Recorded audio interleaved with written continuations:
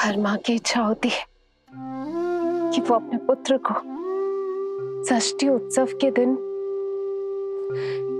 सबसे अच्छे वस्त्र पहनाए। किंतु क्या ये वस्त्र उसके नाप का है? हमें तो ये भी नहीं पता कि वो कितना बड़ा हो गया, कैसा दिखता है।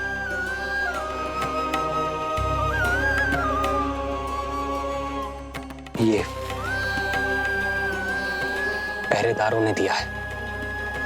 देवकी, हम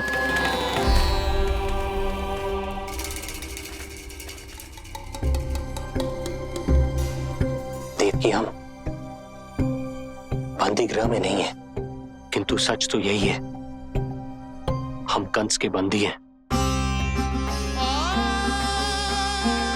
काश कोई उपाय होता, किसी प्रकार हमारा पुत्र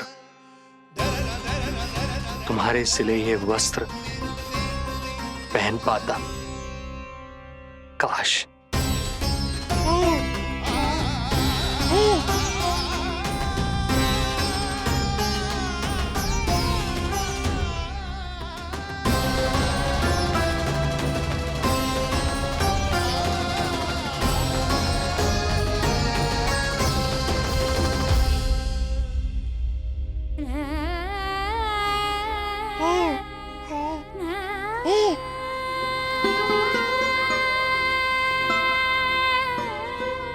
ओम श्री विष्णवे नमः।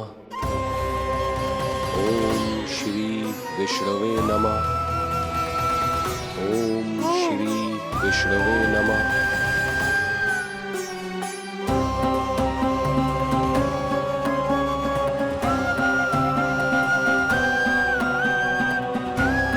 हमें तो ये भी नहीं पता कि वो कितना बड़ा हो गया, कैसा दिखता है।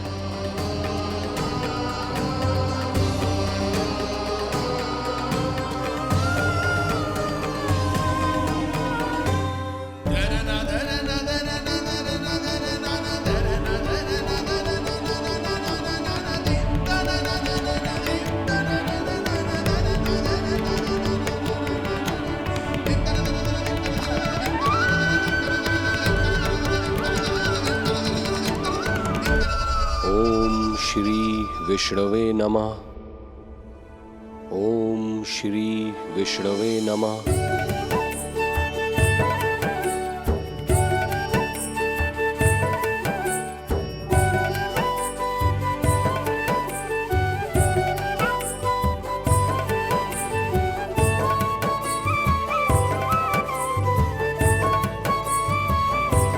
ओम श्री विष्णवे नमः। ओम श्री विष्णवे नमः।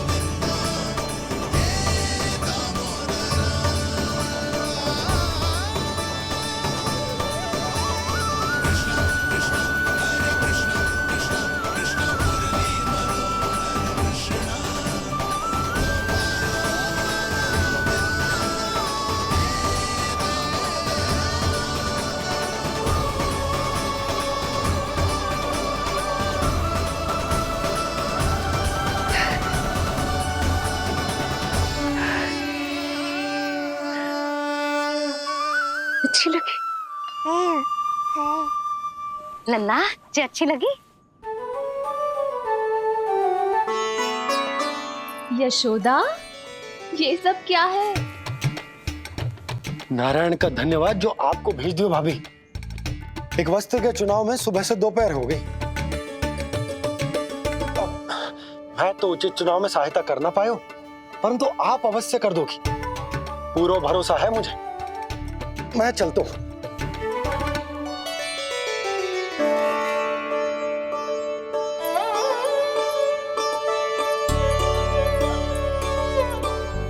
मैं क्या करूं जीजी? कोई वस्त्र मिलना भी तो चाहिए ना, जो मेरे नीलमणि के योग्य हो। समस्या तो गंभीर है। किंतु महारानी जी, इससे अच्छे वस्त्र आपको पूरे मथुरा मंडल में और कहीं नहीं मिलेंगे। चिंता की कोई बात नहीं है, हम ऐसे वस्त्र ढूंढेंगे जो हमारे राजकुमार को बहुत अच्छे लगे, है ना नीलमणि?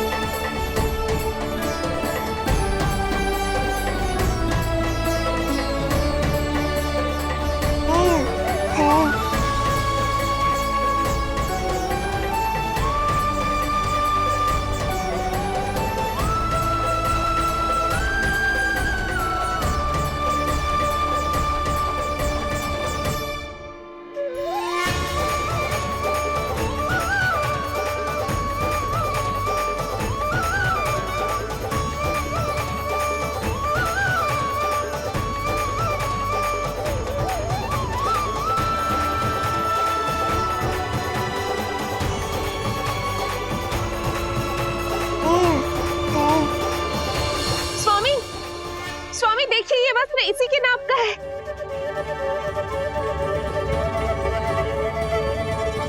ये बिल्कुल सही नाप है स्वामी।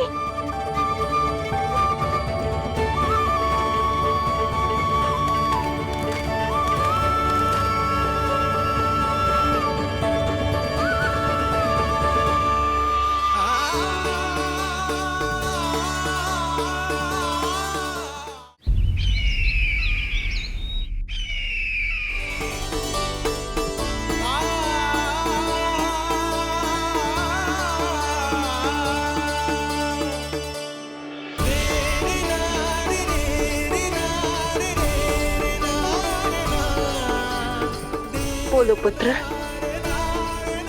कैसे लगे ये वस्त्र?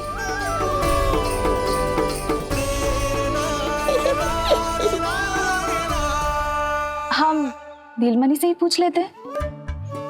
बताओ लल्ला, तुम्हें कौन से वस्त्र अच्छे लग रहे हैं? बताओ। हाँ, बस एक बार संकेत दे दे लल्ला।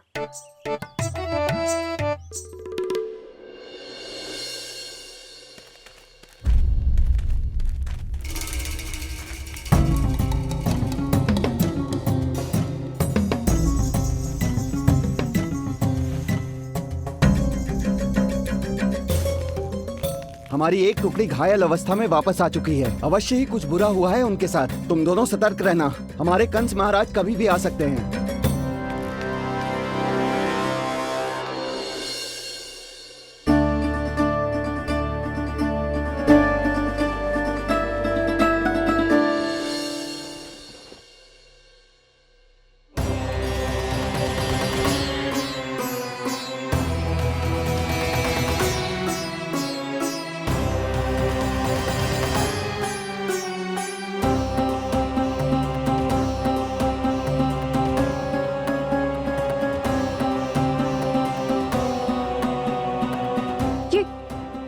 ये वस्त्र कहाँ गए?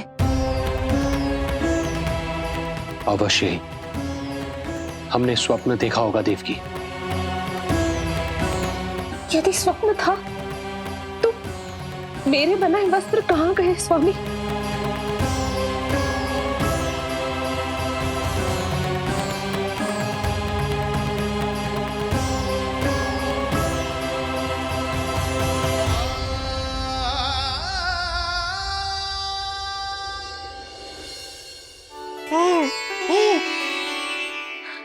ये देखो, लग तो है इसने स्वयं ही अपना वस्त्र चुन लियो है। जे वाला दिखाइए। कौन सा? जे वाला? हाँ, जे वाला।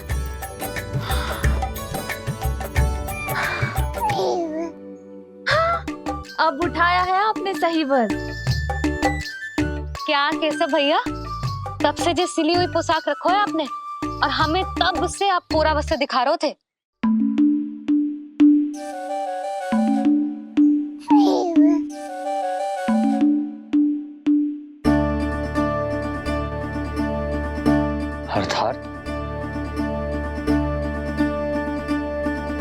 अर्थात हमारा पुत्र हमारे पास ना होकर भी हमारे साथ ही है।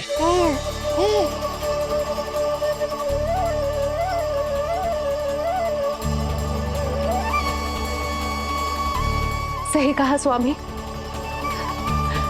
हमारे पुत्र को मेरे बनाए गए वस्त्र पसंद आए।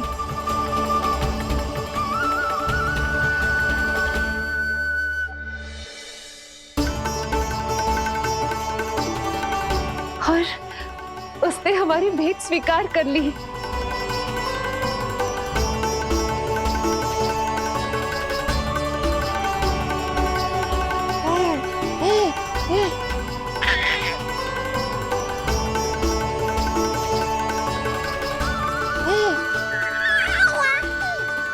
आपकी लीला अद्भुत है प्रभु। ये लीला मेरी नहीं देवी, मां की ममता की है। मुझे तो बस अपने कर्तव्य का भान है। दो माओं का पुत्र होने के नाते मैं उन दोनों में से किसी की भी इच्छा को अनदेखा नहीं कर सकता। मैं वरदान देता हूं कि यदि अब से कोई भी मेरी मूर्ति को अपना पुत्र समझकर अपने घर में पालेगा, तो मैं स्वयं उस घर में उनका पुत्र बनकर निवास करूंगा और लड्डू गोपाल कहलाऊंगा।